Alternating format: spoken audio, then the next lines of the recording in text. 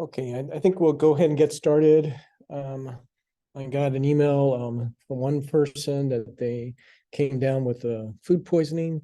And so a couple other folks. I do make it so people can either be face to face, which I prefer on Tuesdays. But we do have some folks online and glad that they're all being able to join us. So let's go ahead and open up in prayer. And I'll give a sense of what we're going to be covering today after that. So, dear Heavenly Father, Lord, I pray that you would be working with each of the students in this course. Pray that the material that we cover is clear. Hopefully, the process of learning it is enjoyable, and that they can see a direct linkage from what we're studying and how it is going to be helpful to them in their future profession. Also, many individuals here in this course are thinking about their internships. And so I pray that you would help them in terms of networking, making good contacts with people, that they can demonstrate their skills and really get a chance to see if how much of a match is there. And I pray that it will be a good match. Also, I pray that in terms of their spiritual formation, Lord, that they can have an enjoyable time of studying scripture, of learning more about the messages that it contains for us, and derive and know how to go about doing the process of getting the theological concepts from that and guiding their lives in that front. Also give them some interesting and creative ways for faith integration. In Jesus' precious name we pray. Amen. Okay, so what I wanted to cover today is I actually started to count weeks, and it's funny when you take out Thanksgiving, there's probably about 4 good weeks. That's not an exact number, but approximately that's how much time we have. And so I wanted to make sure that we get a chance to at least touch on each of these 6 sections in stalling. And so what I'm going to do is I'm going to finish up chapters 14 and 15 today, since we are pretty much done with what we've been doing with assembly language. And so this will be a way of having a victory lap and talk about a couple concepts about that. So that's will be the primary thing I'll do in terms of lecture, but also towards the end of our time together today. Like I said last Thursday, what I wanted to do was spend part of our time to go over the Arduino project. And so I emailed out, I sent a message in Canvas of the project that we'll go over. And so hopefully it'll make you feel better. I had some challenges getting it to work. And so part of this is we are getting familiar with how to troubleshoot it in software. But in cyber physical systems, you also have to figure out how to do that in the hardware. And so I'll go into that more on Thursday, but depending on the time, I may spend a few minutes towards the end of the class just to introduce that. And so the script, there's a nice picture you can use. All you need is a switch, an LED, and a resistor. And so I walked through all of those details. And I also created a short video to help out with that. And so you'll have all those resources. Okay, so there's going to be a few higher level things that I'm going to be focusing on in terms of thinking about instruction sets and assembly language. First of all, in chapter 14, and then I'll get into chapter 15. And so in chapter 14, we get to be thinking about the addressing modes.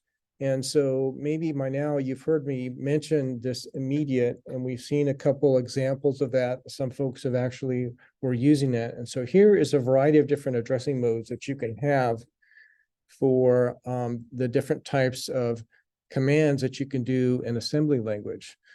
We'll then get a chance to talk about the addressing modes that are available in the 2 major architecture that we explore, the x86 and the ARM. And so we'll get a chance to be thinking about those. And then we'll think about instruction formats. The ARM format has everything is at a fixed size, so it's 32 bits. The x86 actually has variable length. And so the first thing you have to do is inform the compiler how long is that command, and then you have to process that. So this is where we get into this idea of variable length instructions. Then we'll talk a little bit about the formats and move on from there. So this is just giving you a reminder.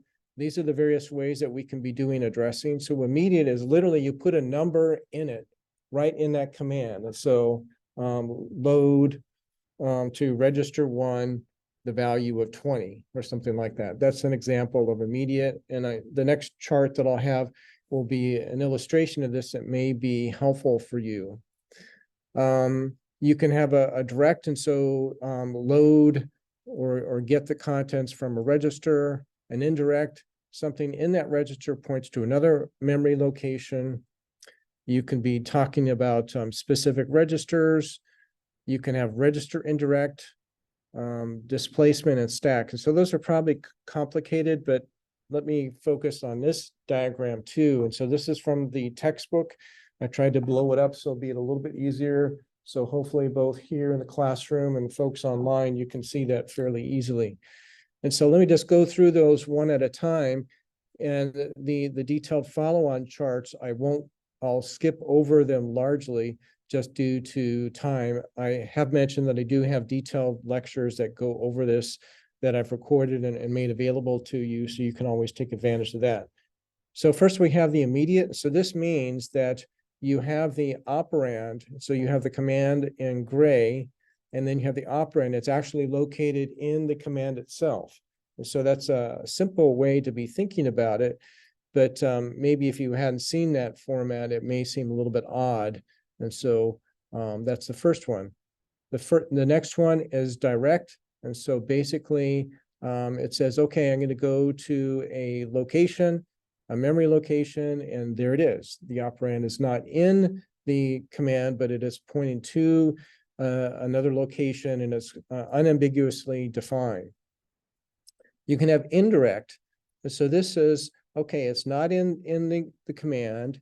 It's going to another location, and that's just a pointer going to another bit of memory.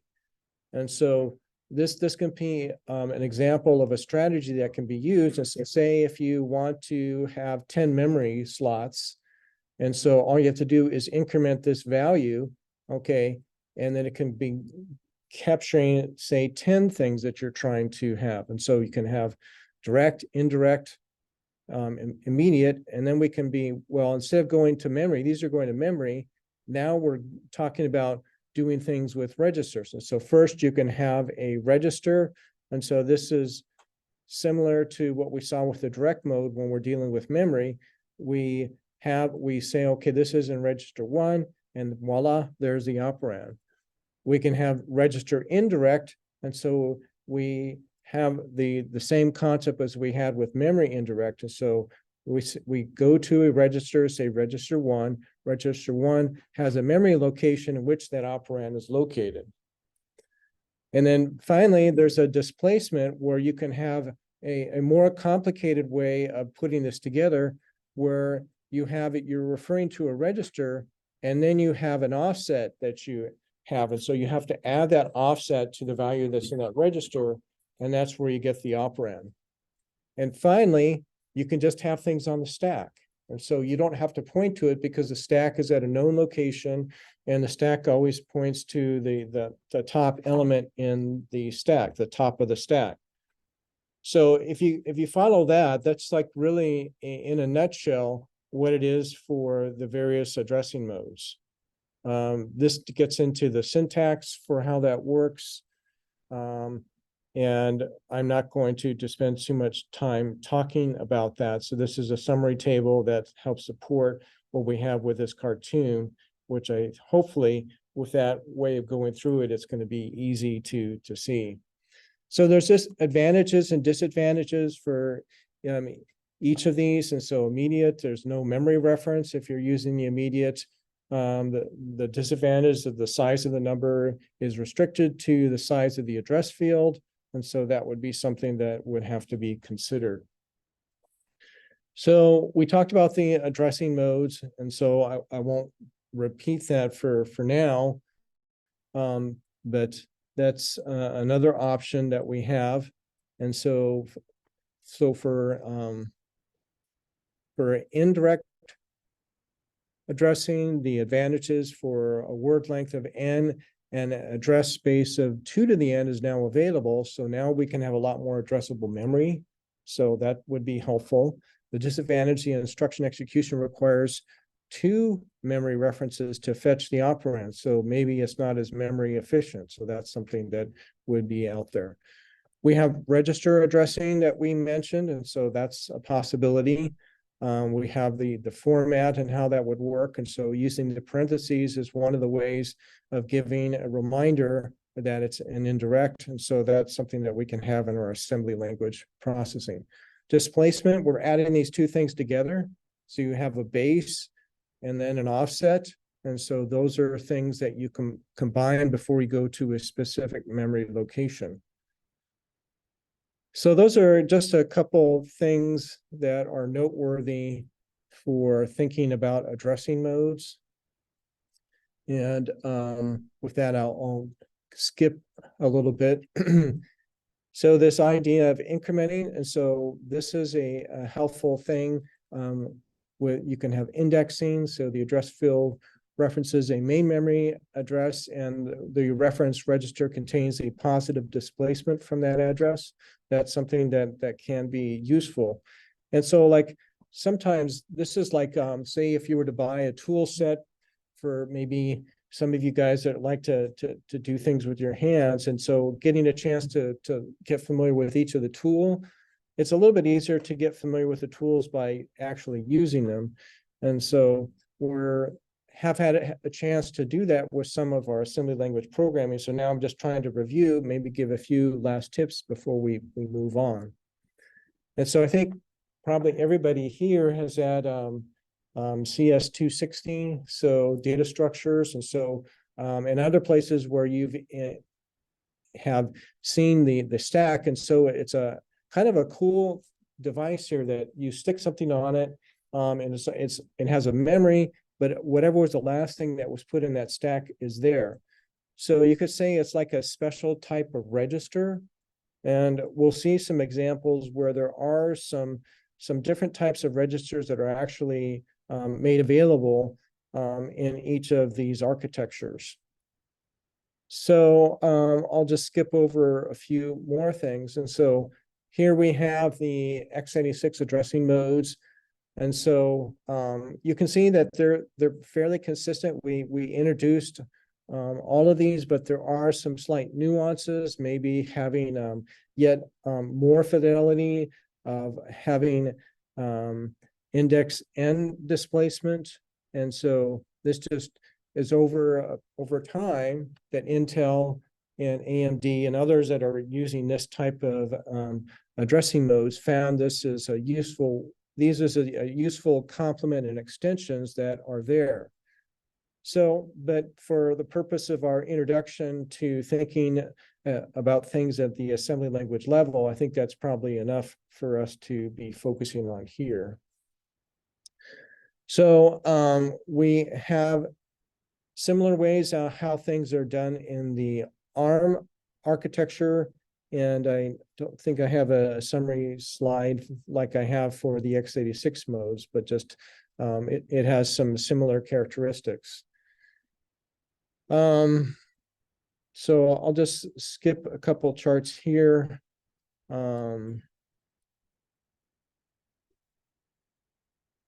So we need to be thinking about the specific formats, because this is what a compiler has to take that information and put it into the bit code, the actual way that how the CPU needs to see that information.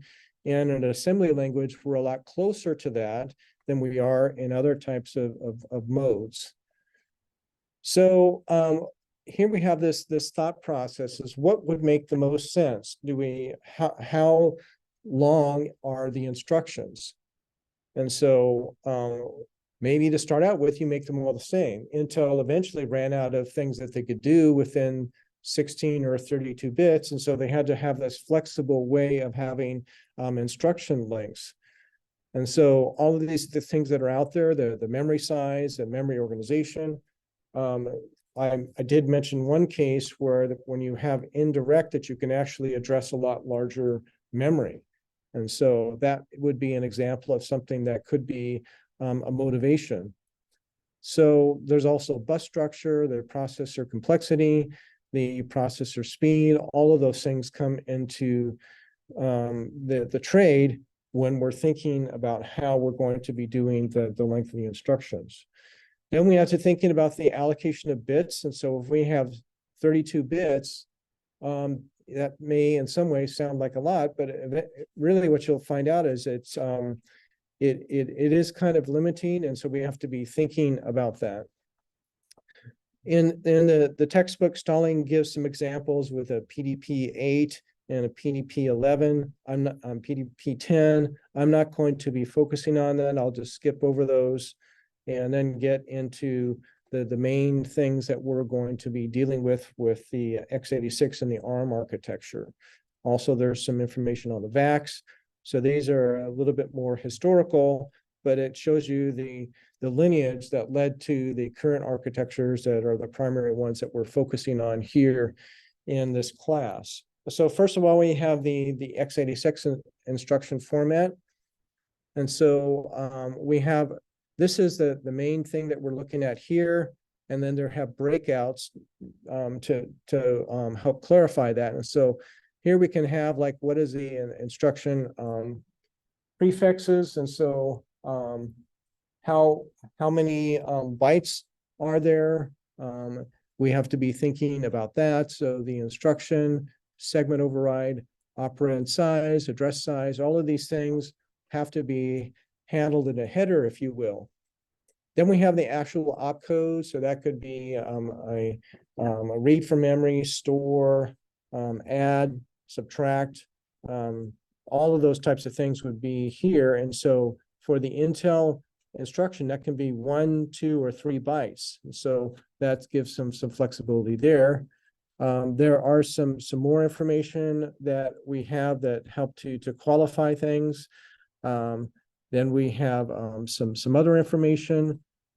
And then we have the displacement and the intermediate. So that just gives you a rough idea of the format that's laid out when we start to get to this level that we have to put these into ones and zeros, the way that the CPU is going to understand that. I think the ARM may be a little bit easier to capture. You can put it all on one slide. They're all 32 bits in length. And so we have the actual thing that we're doing. So that's what it starts out with. And so this gives you for these general categories of types of commands. So immediate, for example. So that's what it starts out with. I'm sorry, these are the conditional codes here. Then we have the opcode that we can see here. And then we have some of these other things that we start to flesh out what are the things that we're going to do with that opcode. And so these just give some examples of the different types of formats of how you allocate those 32 bits in an ARM architecture. And so that's the one that we played with. So maybe it's a little bit more familiar to us now. And so this just gets into more details for a couple immediate constants. And so I'll just skip over this for the sake of time. There's another thing that's also Stalling talks about. Can be a shorthand way. And so basically, you can have a command like this. So actually in 16 bits, but everything has to be in 32 bits. And so it has to be expanded. And so this just gives you that way of how you go from this thumb add instruction, and then you expand it to the normal 32-bit mode. And so there's several charts that talk about that. That is a strategy that is available for the ARM architecture. And so there are a little bit more details related to that. So a lot of information. I kind of did some highlights there. And so some of the main takeaways from a greatest hit point of view is just have some awareness of these different type of addressing modes. Okay, each one has its merit. Actually, you can do some of this in C or C++. Anybody had any C or C++ experience? And so doing some indirect type of addressing is something that you can do. So it's not just something that you do in assembly language. We then did a look very quickly at the way how things are done in x86 addressing versus the ARM addressing. And so then we looked at the instruction format. The x86 has a fixed format length. The ARM has a fixed instruction length while the Intel has a variable length. And we then got a chance to finish up just thinking about a few more concepts that are useful to be aware of for the instruction set and assembly language. So we started out with 13, thinking about the instruction set, the characteristics and functions. What kind of stuff do you want to do? And so we had talked about how computers do things like arithmetic, adding, subtraction. And so then we wanted to be thinking about, well, how do we convey that information into commands that would be appropriate for things at the assembly language level? Here we now introduce the addressing modes and formats of the commands themselves. And so as the amount of memory increases, the amount of memory we want to access and we have to address has gone up. And so this has been one of the drivers that has made it that it's important for us to be having some of these extra capabilities. And now the third and the last of 3 chapters that are focusing on this aspect, the instruction set and assembly language. Now we're going to be talking about assembly language and related tools. And so now we need to be talking about compilers, how we actually go about doing this conversion and things like that. One of the things that's really fun with, say, Python or Java or languages like that is you can have that code and you can put it on any platforms. Like what we had for our Digital Logic or Mars, it's a .jar file. And so any computer that has a Java virtual machine, you can execute on it.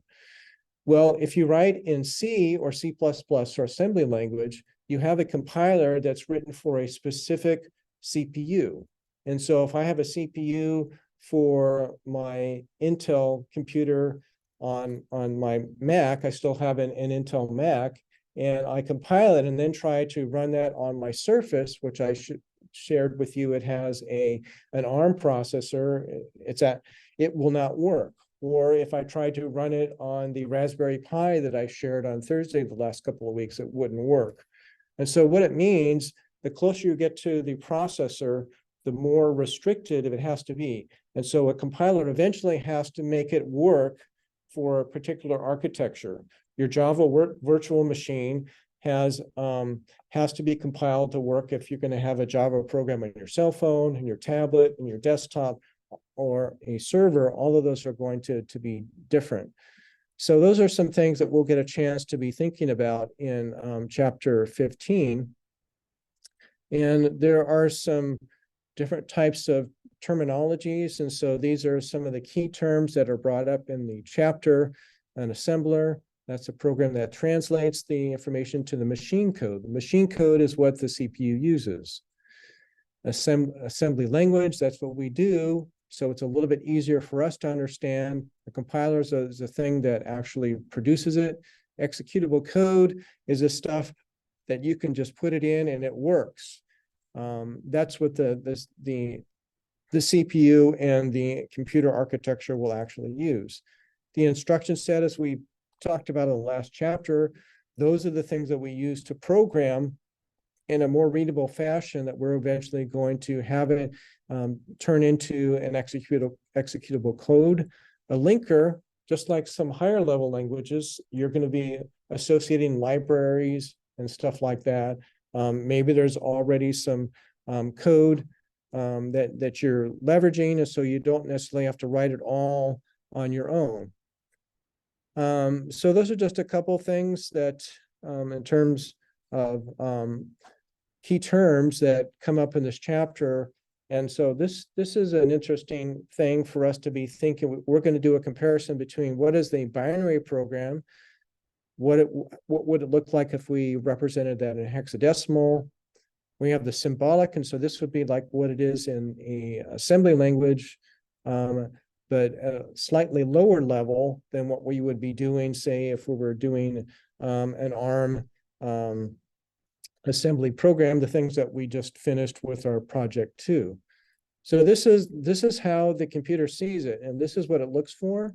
And so it has an opcode, and you can see that each one of here we can see either in this the symbolic or the assembly language, we have a load, an add, and a store. And so the second and third one should have the same opcode. We can see that's the same. Okay. The top one are the commands, and we have like a data field down here on the bottom. And so this is what we're going to be adding 3 values together and storing it. That's what this overall command is. And so we can actually, once you get an understanding of, say, what the opcode is, you can start to see what this is trying to share here. And so here we have, however, we're going to be representing ASCII values or something like that. And so we have like or a location to where it's going to be getting information. And so we have that laid out there. And then we have the data. And so the data here, it's easy for us to read. It's 2, 3, 4, and 0. And so this is 2, 3, 4, and 0. So we can see how we can jump from one to another and see some how things work. And so here, this is 2 in binary. That's 1, 0. 3 would be 1 and 1. So you add those together. That's 3, 4. It's 1, 0, 0. And so that just gives you an idea of seeing it from 4 different vantage points, what a compiled program versus an assembly language look at that how it would come together. So why would we do assembly language programming? That's come up already, and some of you may say that this sounds really cool, or probably a lot of you say that, well, that sounds hard and I don't think I want to do it, but somebody needs to do it. Like I said, someone has to actually make it actually work for a specific processor. Guess what? Apple had to create new compilers when they created their own silicon, their own chips. And so that's an example that where that has come up. Microsoft is now trying to do the same thing, being adaptable. Microsoft is, the last 5+ years is starting to make their own hardware, but they still have to service a lot of other vendors that are using their software. And so they have to now make things available for an x86 architecture as well as an ARM. So assembly language is a programming language that is one step away from the machine language. You've heard me mention that several times. Typically, each assembly language instruction is translated into machine instruction by the assembler. So assembler or compiler, all tend to just use those words interchangeably, but probably it's better to call it an assembler. Assembly language is hardware dependent with a different assembly language for each type of processor. I've already pointed that out, but just that would be one of the takeaways that you want to remember. There's been a few cases where, like you get an app and you just download the executable, and they'll have one for a Mac or they'll have one for a PC. Now for a Mac, at least for the next couple of years, now you have to be a little bit more careful. Is it an Intel Mac or is it an Apple Silicon Mac? Those are some things where you can see that it had to be compiled for the exact architecture that it's running on. Assembly language instructions can make reference to specific registers in the processor, including all of the opcodes of the processor, and reflect the bit length of the various registers of the processor and operands of the machine language. All that is true. And so now you've gotten a little bit more insight into what all of that actually means. So what are the advantages and disadvantages? And so it can be harder to program, and so it can take more development time. Reliability and security could be things. How are you going to go about debugging that?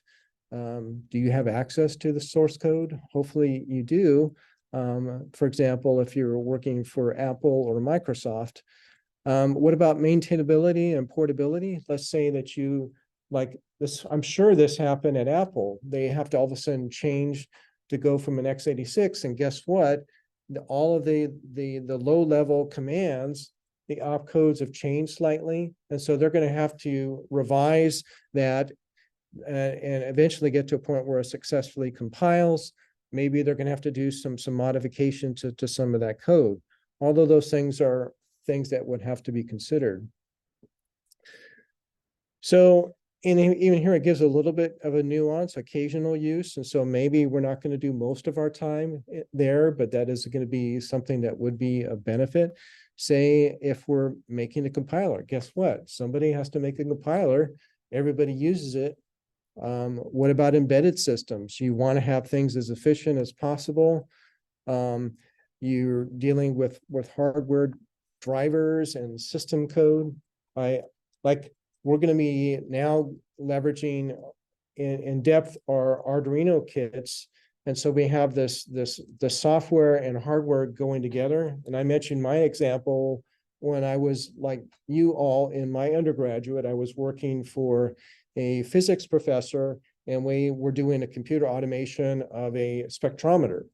And so we had to create the hardware. So there was actually timing diagrams that showed the relationships that, okay, if you want to actually start doing a scan, this is a wire that's coming out here that you make it go from 0 to 1. And so we had to make a hardware card like what you're doing with your Arduino kit to make that happen.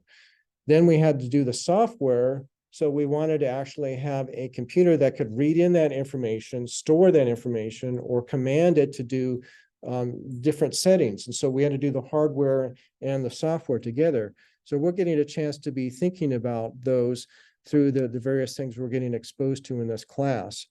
You may need to have things optimized for size, optimized for speed. So like even like your cell phones are getting pretty complex. They have like their own operating system. So maybe you now have to downsize that a little bit. Like say you have a garage door opener. Does it need to be running Mac OS on it or iOS to open a door? It's going to be overkill. And so that's where kind of a sweet spot where we are with our Arduino. It really doesn't have an operating system. You basically upload an executable. The software actually does that and then uploads the executable into the hardware. And so those are some things that would be more appropriate for a lot of Internet of Things applications. And so that would be maybe a continuum where you can see where that would start to play out and be what's going on.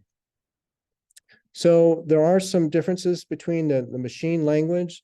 So these are the executables, the ones and zeros. The assembly language is a step removed that where there's symbolic names. And so you can actually write assembly language that looks like high-level code. I won't spend too much time, but I have a couple examples here and a couple charts where you'll see. And so this is the general format. We've seen it already. We having a label.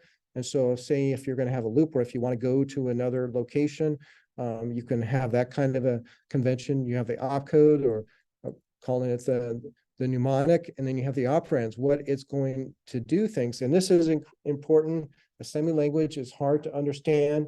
You can't, you can give some more details, some descriptive information in the variable names, but it's really a good practice for every line of assembly language to have a comment. So I'll just skip over these. These are just supporting information for each of those elements.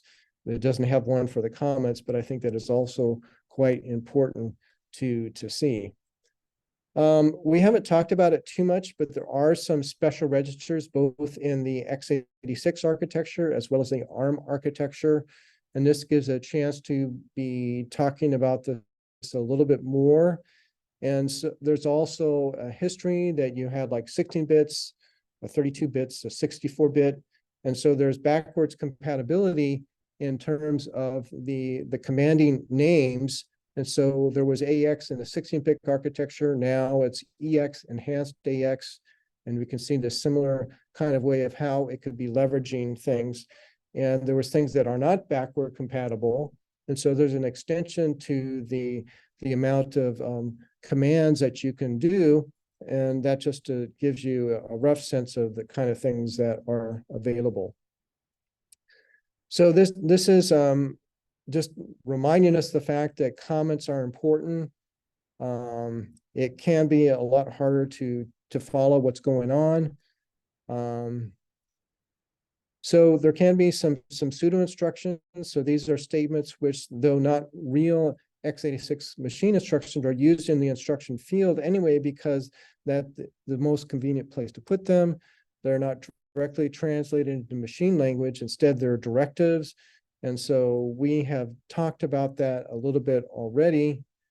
And so this is the NetWise assembler, NASM assembly language directive. And so this is just an example of an assembler and some of those directives. With our ARM coding, we've got a chance to see some examples of directives, and the Mars emulator has several that we've had a chance to be thinking about. You can have macros, there's like subroutines. And so you can have some dedicated type of code that work that way. A couple of weeks ago, I showed an example of that, where so you can segment your code when it's doing a specific type of a function. That's something that's available for assembly programs. So here, just an example of some of the directives. And so you can have calls to external types of things. That's just one I'll just call out. You need to have a global. That would be something that you can have as well.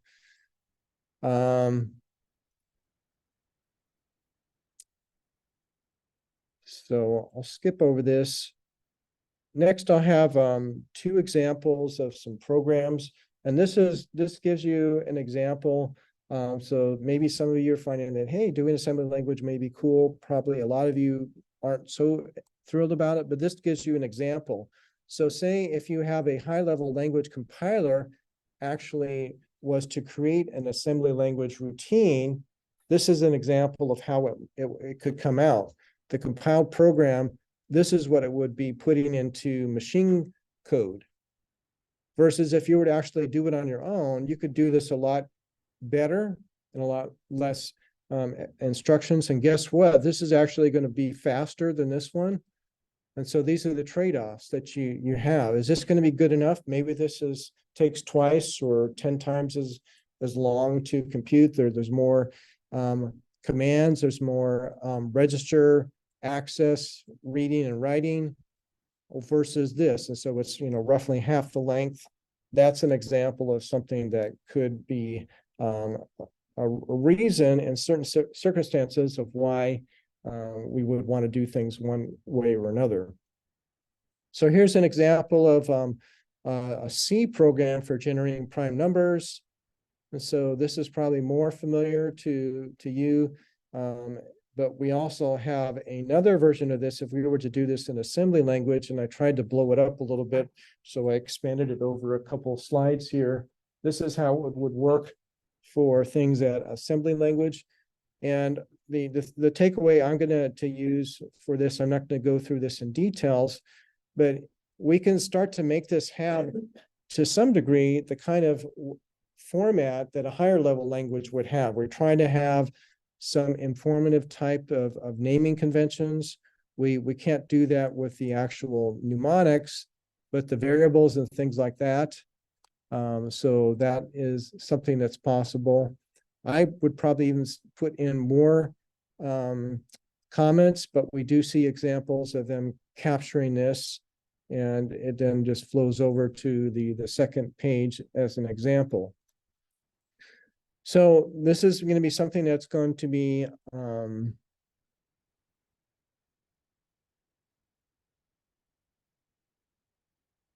just wanted to, yeah. So Here we have a message DB, find messages up to, find the primes up to. So that's an example. We have an include, and so this would be a compiler thing. And you can see how this has a different symbol, you know, a percent sign versus a semicolon for a comment. And so this would be something that the assembler, or what I typically like to think of just calling it a compiler, it's going to have like a step for it to process before it actually goes through and finalizes getting the bit code to work. So these are some of the string instructions that are available. I'm not going to focus on that. Here's an assembly language for moving a string. And so we can see some examples of that kind of manipulation. And we can see things. We've been mostly doing things in ARM, and so we can get some sense of how things look in an x86 assembly language program here with this, and I think this is the last example that I'll have in this lecture. So there's a variety of different types of assemblers. And so cross assembler. So I can actually create a program for my Raspberry Pi using an ARM processor on my Intel Mac. And what that is, it uses a cross assembler. You can have a macro assembler or a micro assembler. You can actually have things that are lower level than the assembly language we're thinking about here. This once it gets into the architecture, so you can even do lower level bit manipulation. Those are just some things, and you can have a one pass assembler or a two pass assembler. So maybe the first pass, just going back to this one, see the first pass, it gets rid of this include. And so every time it needs information from that, it's going to be filling it in where it needs to be. And that would be the first pass. And then the second pass, it just does that direct conversion.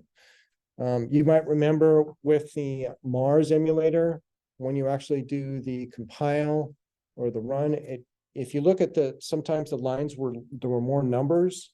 That's an example of some of this expansion that takes place when you're going through the compilers / the assembler.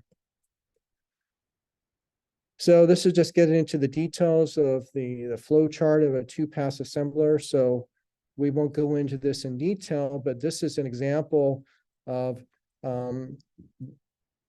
where you need to be mapping out what you want to do, and then you go methodically through the implementation to make that a reality. And so that's just how that works here. And this is now just thinking about that translation. Ultimately, this is what the CPU needs to see. And so if we have this type of a command, a data processing immediate format, we're going to have to fill all these values in, and we can see that relationship here. So we're doing an add where we have 19 plus the contents of R3 going into R3. And so those are the things that we see. So it's an immediate, so we can be just sticking in the number. And the pound sign, I think, means that it's a decimal number. So those are some additional details that are there. Okay, so you can do a one pass, but that means there's more complexity that you need to go through that single pass. I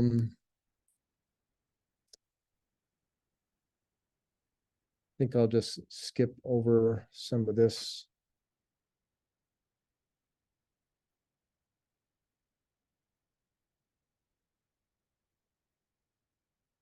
So this just tries to give you a little bit more insight into the linking and the loading scenario.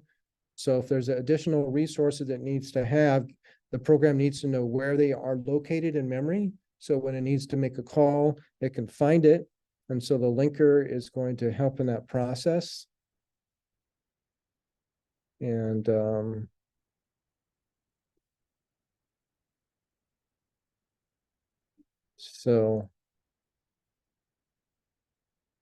Stalling does a great job of going 1 or 2 levels below probably what we would want to cover for an overview course. And so in as much detail as you would like to explore, he also gives a lot of references. And so at the time of its writing, he was getting the most scholarly type of references.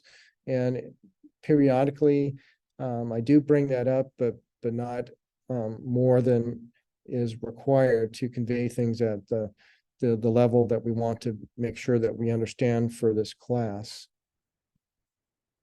Okay, so I think that's a nice synopsis of that. So we got a chance to be thinking as we're finishing up our time in assembly language, thinking about the motivation for using assembly languages. There are certain examples when it is very useful. We got a chance to be thinking about compilers slash assemblers of how that actually works. We briefly talked about this idea of loading and linking. And so you have your program, but there's other resources that are not part of your program, but are inherent, that it's known that they have to be made available. And all of those things are going on in the background. Okay, with that, let me pause and see if there's any comments or questions from folks either here or online.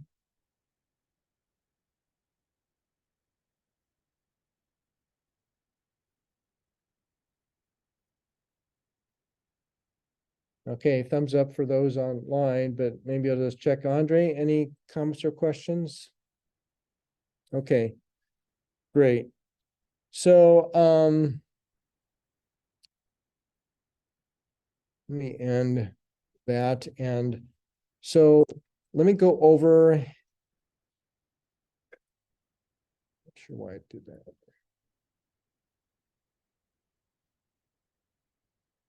Let me go to Canvas and do a reminder of a couple of things that I've made available. So first, under the announcements, if you want to be seeing a video of how things work for this Arduino digital input button and LED monitor, you can see what I've got there. So that's available. And then I've also shared this information. This is the file that I recommend that you download. So this is this button.zip. And so let me go into that for a minute.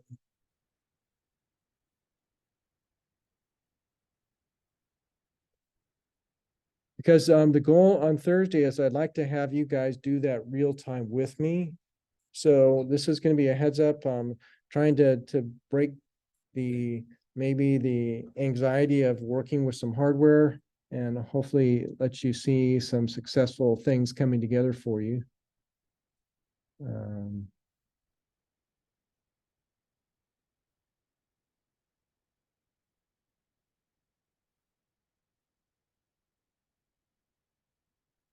So this is the PDF that's included. And so the first Arduino kit, it had a couple example of projects like this, where it gave the software, what you would put into the Arduino IDE, but also a PDF that kind of shows you what's going on here.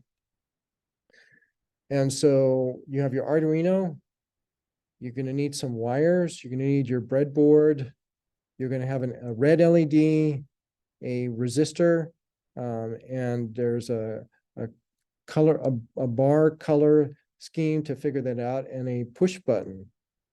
So those are the things that are available. This is what the push button looks like. And so you can see that the sideboard has a little bit of an angle. Those are the ones that you're going to be putting either so you would have the feet with a little angle going on the bottom and on the top. So that's an orientation that's not very obvious, because when it's square, it's hard for you to be seen. One of the problems that I had, and it actually came up in my demo video, is that these legs don't go in these pins very well. And so it was falling out. I pushed the button a couple times and the button would actually come off the board. So what I did is I took some needle nose pliers and I straightened them out so it actually could go in a little bit deeper. So we'll see if it actually behaves a little bit better on Thursday. And so this is a 220 ohm. And so this red, brown, that actually means something. And it also shows you specifically which pins you would connect it to. Now, for this one that I'll be showing you on Thursday, I actually am using an Arduino Nano. And I think, Josiah, you had a, it wasn't a Uno, I've forgotten what it was. It was a Max or...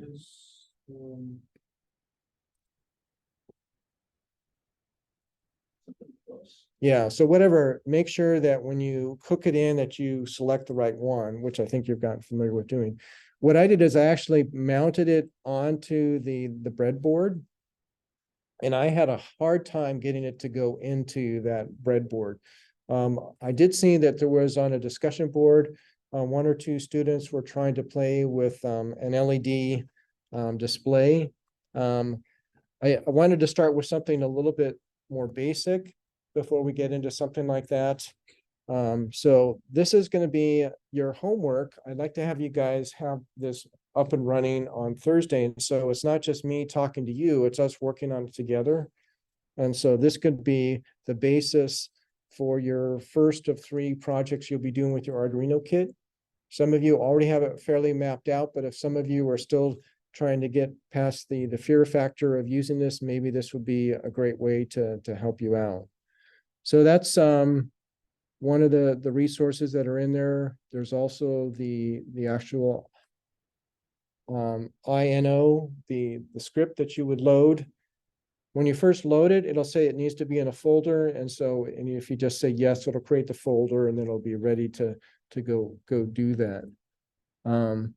So that was the other thing that I wanted to take a few minutes just to share so that you guys got a better sense of that. Any comments or questions on that, or folks online following along with that?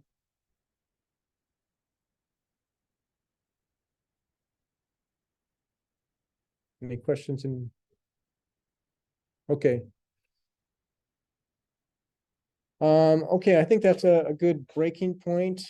What I'm probably going to do on Thursday, what I may do is I may go ahead and do the first, at least begin the next lecture where we start to get into more details on the central processing unit.